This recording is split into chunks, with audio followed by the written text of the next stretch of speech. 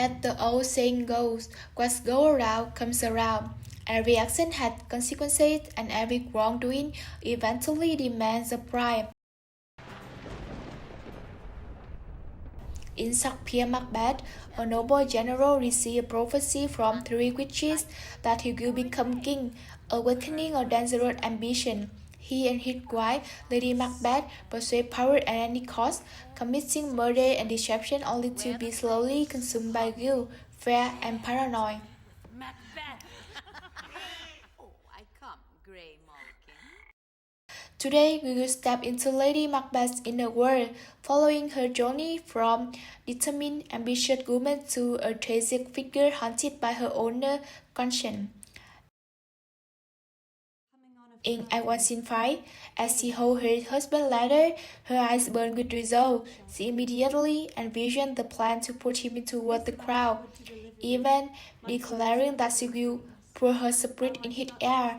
Her mind races with ambition, as she willing to manipulate the man she loved to achieve her vision of power.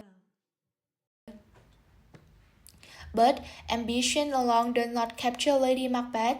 She is calculating, realist, and daring to cross moral boundary.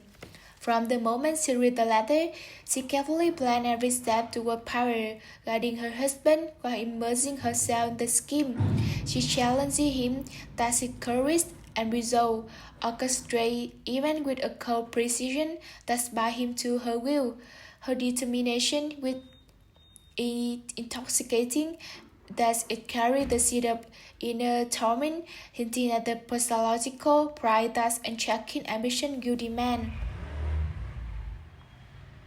She goes even further, calling on dark force to remove her feminine compassion, and set me here and fill me from the crowd to the toe thoughtful of direct cruelty. This so she wants to become completely ruthless, without moral restraint. She carefully planned King Duncan's murder, guiding Macbeth at every step.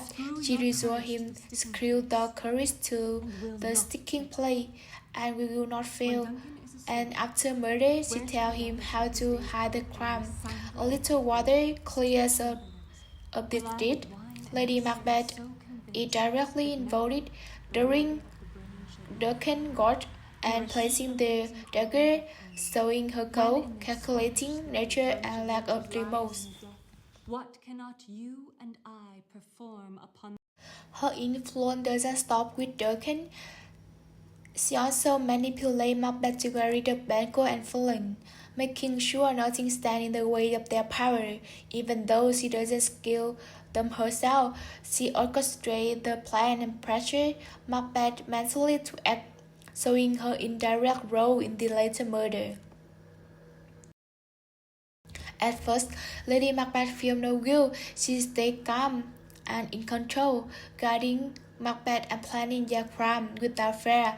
But things begin to change when Macbeth starts to pull away, becoming cold and distant after she says, "What's done is done." His coldness leaves her along with her thoughts. The same woman who once controlled everything now feels the weight of the action, and guilt quietly begins to grow in her mind. We fear who knows it when none can call our power to account. By Act 5, Lady Macbeth is completely consumed by her own will. Every murder she plans, every act, manipulation, presses on her mind like a weight she cannot escape. She sleepwalks through the castle, performing strange and uncontrolled acts, endlessly washing her hands as she could clean invisible blood of King Duncan, Banquo, and Lady Macbeth. She cries out in desperation, "Our damned sport, what done cannot be undone." The imagined blood is a symbol of the guilt she cannot hide. Even in the light, her soul is trapped in the darkness. The torment she suffers is not from the Lord or other, but from her own conscience. Lady Macbeth relieves every crime repeatedly in her mind, every plan to kill, every lie, every manipulation presses on her conscience. She is trapped in her own pathological prison, her ambition habit turned into self-inflicted punishment, insomnia, panic, and hallucination are the physical side of this inner collapse. The doctor observing her say she need divine help more than a physician. No medicine can heal a guilty conscience. Lady Macbeth might the executioner of her own soul. Her crime demand payment not in jail or public punishment, but in sleepless nights, fear, and torment. In the end, Lady Macbeth dies alone, a victim of her own ruthless ambition. Shakespeare showed that when we commit crimes and manipulate others for power, the true punishment is not external, it is the destruction of our own mind, the collapse of the soul, and a life haunted by will.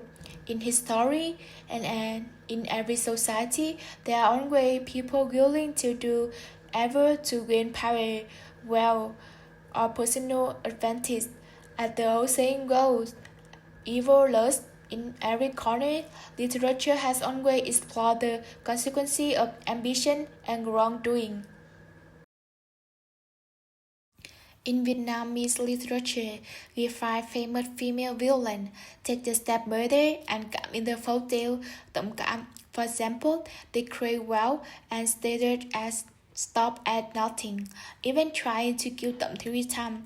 Strikingly, they feel no remorse for their cruel action. If magic didn't exist, would they ever face justice? Did karma truly work? Before moving on, I also want to mention an interesting idea from our group discussion, something many young readers still joke about when talking about the ending of Tổng Cảm. It relates to the surprising rose of the queen, and even raises a big question. After everything that happened, could Tổng be considered as a cruel queen in the other ending? This thought really challenges the way we usually understand the story.